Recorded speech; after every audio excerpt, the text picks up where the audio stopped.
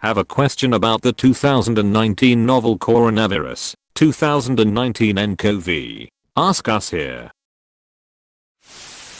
What are the chances of contracting the virus in a major city outside China? The media is doing its thing and generating a lot of fear. I'd like to know whether most people here need to actually be worried about contracting the virus.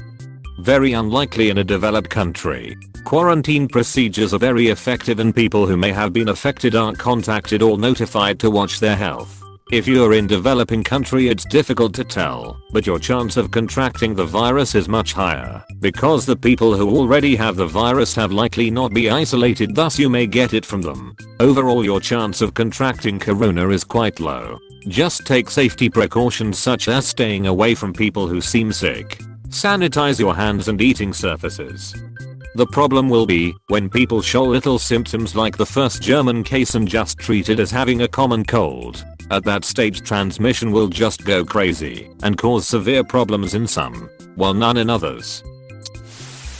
How does this compare to previous viral outbreaks like SARS, Zika and Ebola? I don't remember entire cities or regions being evacuated of foreigners, or cities walling themselves off with other outbreaks. Is this a bigger deal than previous outbreaks? It's most comparable to SARS, which was another coronavirus. Currently, it's less deadly than SARS but more contagious. It also seems to be pretty stable in humans, meaning not a lot of mutation has been observed, so hopefully it won't mutate into something more lethal. Zika doesn't spread person to person, so it's not really comparable. Edit. Zika can spread person to person through sex, but it's mainly through mosquitoes. Ebola is not very contagious, but can be very deadly.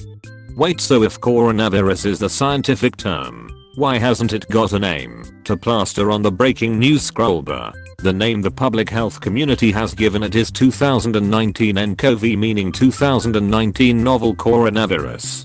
That doesn't roll of the tongue as nicely as coronavirus or SARS, I guess. SARS was severe acute respiratory syndrome, which is equally vague and could really be used to describe 2019 nCoV.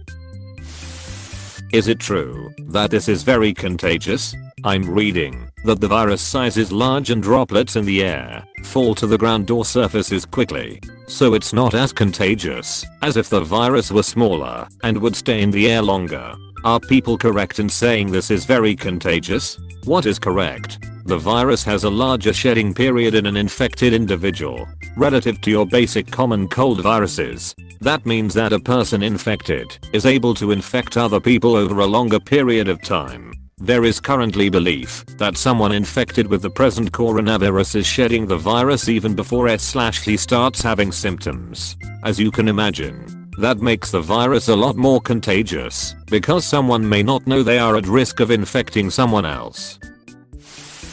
There's a lot of conflicting information about asymptomatic carriers and the latency in presentation of symptoms. What do we know about these two subjects? Do the carriers present with viral shedding for the same duration as a symptomatic infection? What is the average latency in confirmed cases?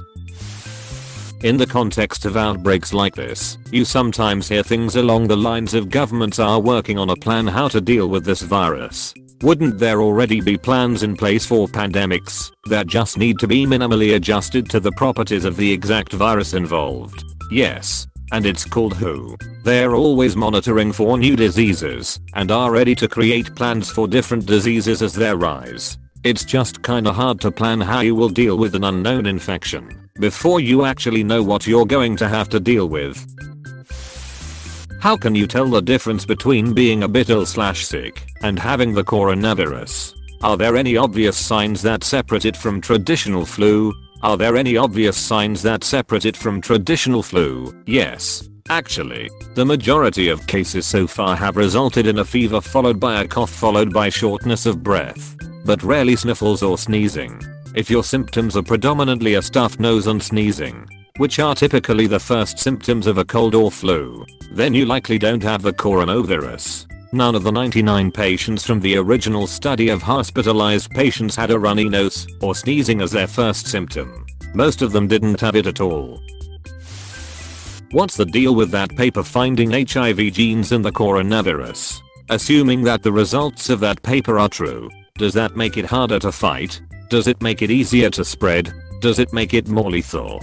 It is definitely not the case. The authors of the paper typed in the amino acid sequence insertions into a search engine that finds other similar sequences. But with short sequences like those they typed in. Seriously? 6 amino acids in length? What a joke. You're going to get a lot of results. They cherry-picked HIV out of the list for no scientific reason. Try it yourself.